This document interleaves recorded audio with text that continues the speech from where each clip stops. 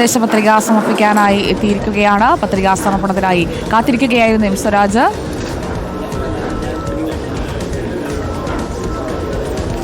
നിലമ്പൂർ മണ്ഡലത്തിലെ ഉപതെരഞ്ഞെടുപ്പിൽ LDF സ്ഥാനാർത്ഥിയായി എം സ്വരാജ് പത്രിക നൽകുകയാണ്. ഉപതെരഞ്ഞെടുപ്പ് ആവേശത്തിലേക്ക് പൂർണ്ണമായും മുന്നണികളെല്ലാം കടന്നു കഴിഞ്ഞിരിക്കുന്നു. ശക്തമായ ചതുഷ്കോണ പോരാട്ടം ഇക്കുറി ഉണ്ടാകുമെന്നാണ് മുന്നണികൾ അവകാശപ്പെടുന്നത്. UDF സ്ഥാനാർത്ഥി ആര്യാടൻ ഷൗക്കത്താണ് ഈ തെരഞ്ഞെടുപ്പിലേക്ക് മുന്നണികളിൽ നിന്ന് ആദ്യം പത്രിക സമർപ്പിച്ചത്. ഇപ്പോൾ എം സ്വരാജ് പത്രിക സമർപ്പിക്കും.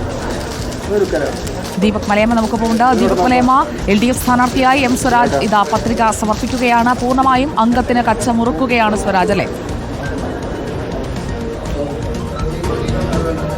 തീർച്ചയായും ഇന്നിപ്പോൾ എം സ്വരാജ് ഒരു സെറ്റ് പത്രിക ഇതിനോടകം തന്നെ നിലമ്പൂർ ഉപവരണാധികാരിക്ക് മുൻപിൽ സമർപ്പിച്ചിരിക്കുകയാണ്. അദ്ദേഹത്തിനൊപ്പം PP സുനീർ MP, ഒപ്പം തന്നെ മന്ത്രി V അബ്ദുറഹിമാൻ ഉൾപ്പെടെയുള്ളവർ ഉണ്ട്.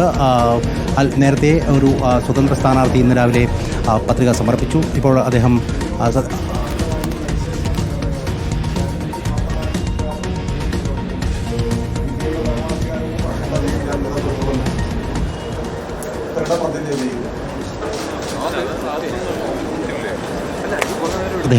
ഇതിനോടകം തന്നെ സത്യവാചകം ചൊല്ലിയിരിക്കുന്നു. ഈ നാമനിർദ്ദേശ പത്രിക സമർപ്പിച്ചതുമായി ബന്ധപ്പെട്ടുകൊണ്ട് അതിൻ്റെ നടപടിക്രമങ്ങളാണ് ഇപ്പോൾ പുരോഗമിക്കുന്നത്. PP സുനീർ MP ഉൾപ്പെടെയുള്ളവർ ഇതിനോടകം തന്നെ തഹസിൽദാരുടെ ഓഫീസിനകത്തേക്ക് എത്തിയിട്ടുണ്ട്. നേരത്തെ ഇന്ന് രാവിലെ മുതൽ തന്നെ പ്രചാരണ പരിപാടികളിലായിരുന്നു എം സ്വരാജ് ഉണ്ടായിരുന്നത്. അവിടെ നിന്ന് ഒരു ബ്രേക്ക് എടുത്താണ് അല്പം മുൻപ് ഏതാണ്ട് ഈ പറയുന്ന താലൂക്ക് ഓഫീസിൻ്റെ തൊട്ട് പുറത്തു നിന്ന് 100 മീറ്ററോളം വരുന്ന ഒരു പ്രകടനം. ആ പ്രകടനത്തിന് ശേഷം ഇവിടെ എത്തി അദ്ദേഹം ഈ ഒരു സമയം വരെ കാത്തിരിക്കുകയായിരുന്നു. കാരണം ആദ്യം ഇന്ന് പത്രിക സമർപ്പിച്ചത് ശിവസേനയുടെ സ്ഥാനാർത്ഥിയായിട്ടുള്ള ഹരിനാരായണനാണ്. ഹരിനാരായണൻ കഴിഞ്ഞതിന് പിന്നാലെ തന്നെ പിന്നീട് N ജയരാജ് എന്ന പേരുള്ള ഒരു സ്വതന്ത്ര സ്ഥാനാർത്ഥി കൂടി പത്രിക സമർപ്പിക്കാൻ എത്തുകയും ചെയ്തു. അതും കഴിഞ്ഞതിന് മൂന്നാമത്തെ ഊഴമാണ് ഇന്നത്തെ ദിവസത്തിൽ സ്വരാജിന് ഉണ്ടായിരുന്നത്. 2 തെരഞ്ഞെടുപ്പുകൾ അദ്ദേഹം പിന്നിട്ടിരിക്കുന്നു. ഇപ്പോൾ മൂന്നാമത്തെ തെരഞ്ഞെടുപ്പിലേക്ക് എത്തുമ്പോൾ സ്വന്തം നാട്ടിലാണ് ആ തെരഞ്ഞെടുപ്പ് എന്നുള്ള പ്രത്യേകത കൂടി ഉണ്ട്. ജന്മനാട് ആ നിലയ്ക്ക് തനിക്ക് സ്വീകരണം നൽകി എന്നുള്ളതാണ് അദ്ദേഹം പറയുകയും ചെയ്യുന്നത്. അതുകൊണ്ട് വലിയ പ്രതീക്ഷയിലാണ് LDF ഉള്ളത്. പ്രത്യേകിച്ച് PV അൻവറുമായി ബന്ധപ്പെട്ട വിഷയങ്ങൾ കാലത്തിലേക്കൊക്കെ എം സ്വരാജിന് ഒരു മടങ്ങിപ്പോക്ക് കൂടിയാണ് ഈ തെരഞ്ഞെടുപ്പ്. ആവേശത്തോടെ മുദ്രാവാക്യം വിളിച്ച് നാട്ടിൽ രാഷ്ട്രീയ കളരിയിൽ പാഠങ്ങൾ അഭ്യസിച്ചതിന്റെ ഒരു ഓർമ്മ പുതുക്കൽ കൂടിയായി ഈ തെരഞ്ഞെടുപ്പ് മാറുകയല്ലേ? ആ നാട്ടിടവഴികളിലൂടെയൊക്കെ വീണ്ടും പ്രചാരണത്തിനായി ഇറങ്ങുമ്പോൾ സ്വരാജിനെ സംബന്ധിച്ചിടത്തോളം തീർച്ചയായും സംഘടനാ സംവിധാനത്തിലേക്ക് സ്വരാജ് കടന്നു വരുന്നത് തന്നെ തൻ്റെ ജന്മനാട് കൂടിയായിട്ടുള്ള ഈ മലപ്പുറത്ത് നിന്നാണ്. അവിടെ നിന്ന് SFIയിലേക്ക് എത്തുന്നു. SFIയുടെ പലവിധ സ്ഥാനമാനങ്ങളിലേക്ക് അദ്ദേഹം പിന്നീട് സംസ്ഥാന സെക്രട്ടറി ഉൾപ്പെടെ ആകുന്ന സാഹചര്യം ഉണ്ടാകുന്നു. മലപ്പുറം ജില്ലാ കമ്മിറ്റിയുമായി ബന്ധപ്പെട്ടുകൊണ്ട് CPMുമായി പ്രവർത്തിക്കുന്ന സാഹചര്യം. അവിടെ നിന്നാണ് ഇപ്പോൾ CPMിൻ്റെ സംസ്ഥാന സെക്രട്ടേറിയറ്റ് അംഗം എന്നുള്ള നിലയിലേക്ക് സ്വരാജ് എത്തി നിൽക്കുന്നത്. ആ ഘട്ടത്തിലാണ് ദേശാഭിമാനിയുടെ റെസിഡന്റ് എഡിറ്റർ എന്നുള്ള പദവി കൂടി വഹിക്കുകയും ചെയ്യുന്നുണ്ട്. ആ ഘട്ടത്തിലാണ് പാർട്ടി ഒരു വലിയൊരു പോരാട്ടത്തിന് ഈ ഒരു ഘട്ടത്തിൽ സ്വരാജിനെ ഏൽപ്പിക്കുന്നത്. അതും സ്വരാജിൻ്റെ നാടുകൂടിയായ നിലമ്പൂരിലേക്കാണ് എന്നുള്ള പ്രത്യേകത കൂടിയുണ്ട്. പ്രത്യേകിച്ച് CPMിനെ സംബന്ധിച്ച് LDFിനെ സംബന്ധിച്ച് അവരുടെ സിറ്റിംഗ് സീറ്റ് അത് ഇന്നലെ മുഖ്യമന്ത്രിയൊക്കെ പറഞ്ഞ വാക്ക് കടമെടുക്കുകയാണെങ്കിൽ PV അൻവർ വഞ്ചിച്ചു പോയതാണ് എന്നുള്ള നിലയിൽ തന്നെയാണ് LDF കാണുന്നത്. ആ സിറ്റിംഗ് സീറ്റ് നഷ്ടപ്പെടാനിടയായ സാഹചര്യത്തെ ആ നിലയ്ക്കാണ് LDF നോക്കിക്കാണുകയും ചെയ്യുന്നത്. അതുകൊണ്ട് ആ മണ്ഡലം നിലനിർത്തുക എന്നുള്ളത് മാത്രമാണ് LDFിന് മുന്നിലുള്ള ലക്ഷ്യമെന്ന് പറയുന്നത്. ഒരു തരത്തിലും ആ മണ്ഡലം വിട്ടുകൊടുക്കാൻ കഴിയില്ല. അത് സഖാവ് കുഞ്ഞാലിയുടെ കാലം തൊട്ട് ഇടതുകോട്ടയാണ് എന്നുള്ളതാണ്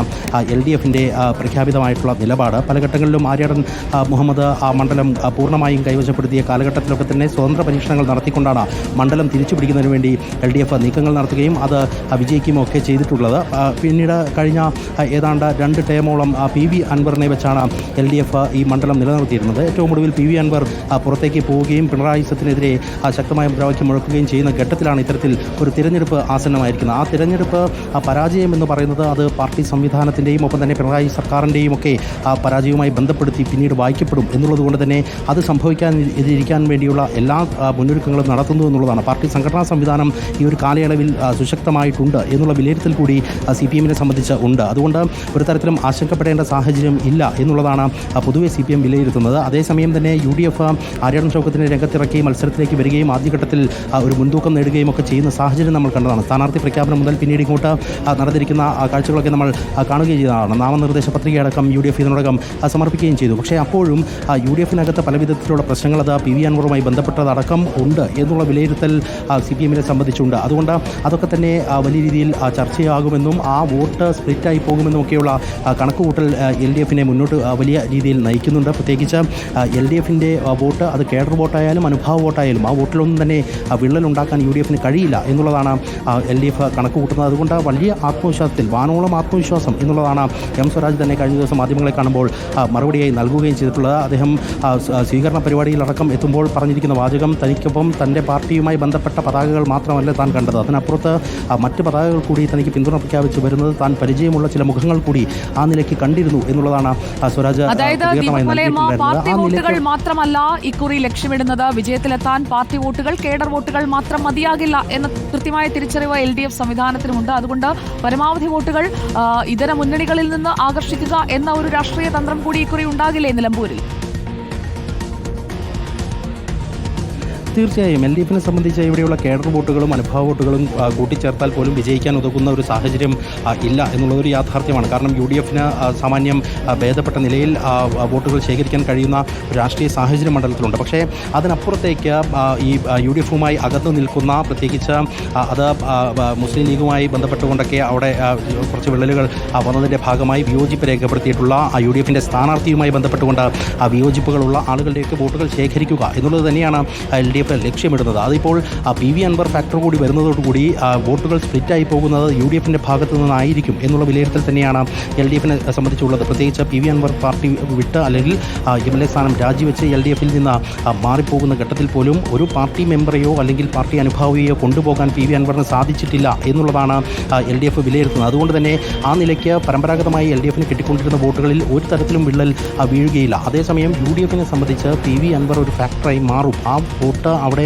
സ്പ്ലിറ്റാവുന്ന ഘട്ടത്തിൽ സ്വാഭാവികമായും വിജയിക്കാനുള്ള സാഹചര്യം രൂപപ്പെടും എന്നുള്ളത് തന്നെയാണ് LDF കണക്ക് കൂട്ടുന്നത്. ആ നിലയ്ക്കുള്ള പ്രവർത്തനങ്ങൾ ഏകോപിപ്പിക്കുന്നതിന് വേണ്ടി ഇതിനോടകം തന്നെ നീക്കങ്ങൾ നടത്തുകയും ചെയ്തിട്ടുണ്ട്. APEK സമസ്യയുമായൊക്കെ ബന്ധപ്പെട്ട വോട്ടുകളുടെയൊക്കെ കാര്യത്തിൽ ചില പ്രശ്നങ്ങളൊക്കെ UDF-നെ സംബന്ധിച്ച് ഇപ്പോഴും പറഞ്ഞു കേൾക്കുന്നുണ്ട്. അതൊക്കെ ഗുണകരമാക്കാൻ കഴിയും എന്നുള്ളതാണ് LDF ക്യാമ്പ് പറയുന്നത്. ആ നിലയ്ക്ക് വോട്ടുകൾ ശേഖരിക്കുകയും നിലമ്പൂർ മണ്ഡലത്തെ നിലനിർത്തുകയും ഇപ്പോൾ എങ്ങനെയാണോ പിണറായി ഭരണം ഈ ഒരു രണ്ടാം ടൈമിലും അവസാന ലാപ്പിലേക്ക് പോകുന്നത് അത് പൂർണ്ണ വിജയം എന്നുള്ള നിലയിൽ തന്നെ മൂന്നാം പിണറായി സർക്കാരും കൂടി അധികാരത്തിൽ വരും എന്ന് നിലവിൽ രൂപപ്പെട്ടിരിക്കുന്ന ആ നറേറ്റീവ് അതേ നിലയ്ക്ക് തന്നെ നിലനിർത്തി ഇനി വരുന്ന തദ്ദേശ തെരഞ്ഞെടുപ്പിലും വരുന്ന നിയമസഭാ തെരഞ്ഞെടുപ്പിലുമൊക്കെ ഈ ഇലക്ഷനെ അഭിമുഖീകരിക്കാനുള്ള ഒരു സാഹചര്യം രൂപപ്പെടുത്തുക എന്നുള്ളത് തന്നെയാണ് LDF-ന് മുന്നിലുള്ള ഏറ്റവും പ്രധാനപ്പെട്ട വെല്ലുവിളി എന്ന് പറയുന്നത്. അത് വിജയിക്കുക എന്നുള്ളതിനപ്പുറത്തേക്ക് യാതൊരു വിധത്തിലുള്ള സാഹചര്യവും രൂപപ്പെടാതിരിക്കാൻ വേണ്ടിയുള്ള മുന്നൊരുക്കങ്ങൾ ഇതിനോടകം തന്നെ പാർട്ടി നടത്തുകയും ചെയ്തിട്ടുണ്ട്.